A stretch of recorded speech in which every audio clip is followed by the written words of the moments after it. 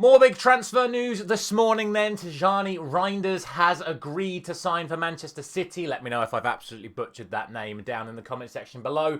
And this is going to be my thoughts on that transfer. It's a €55 million deal set to rise to 70. I think he's a good player. I particularly remember him having a pretty good pair of matches against the Spanish in the Nations League quarterfinals a couple of months ago. But all in all, I'm yet to really see too much of him. Let's not forget that AC Milan haven't had the best of seasons. He's played basically every single game for AC Milan this season, and they didn't achieve anything, not qualify for Europe through any competitions this season. So I imagine that's why they're willing to let him go, because he wants to maintain high level of performance. He's a centre midfielder. He's sort of more akin to a traditional box-to-box midfielder, something that we don't see that often anymore. Maybe sort of more in the mould of like a Yaya Toure inside of the driving up and down the pitch. But I think he's a little bit more technical than he is power. He scored 10 goals in Serie A last season, only 4 assists. I think a lot of Manchester City fans are looking at this as like the first sort of major replacement for Kevin De Bruyne. But to be honest, I take a look at him and it strikes me more of sort of like a taller Gundogan type player. He's going to be someone that makes those dynamic runs into the box, trying to get on the end of things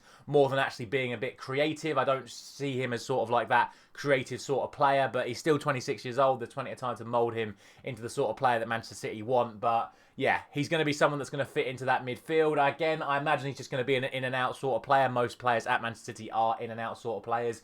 We're sort of come used to it at this point. 55 million for Manchester City isn't necessarily that much to them. It's just another player to add to their squad. You look at the likes of Reese that they signed for 40 million in January that doesn't even get a game. Kushanoff for 40 million that barely gets a game. Like, I wouldn't be looking at the transfer fee and then going, oh my God, this guy's coming straight into the team. He's going to revolutionise Manchester City's midfield. I think he's a good player. I think he's going to get a lot of minutes, but as I said, right now remains to be seen if he's going to make a major impact.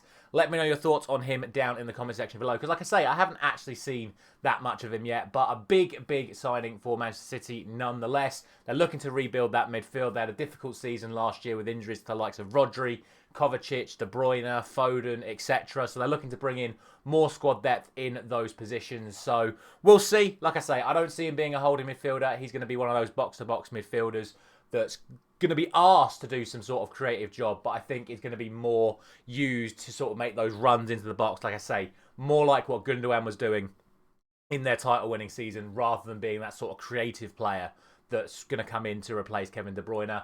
Obviously, Manchester City aren't done there. They're looking to try and get more signings done before the Club World Cup. But this is their first marquee signing ahead of that tournament. Tijani Reijnders into Manchester City, 55 million, rising to 70 for the 26-year-old midfielder. Like I say, let me know your thoughts on that signing down in the comment section below. Thank you very much for watching. We'll see you very soon.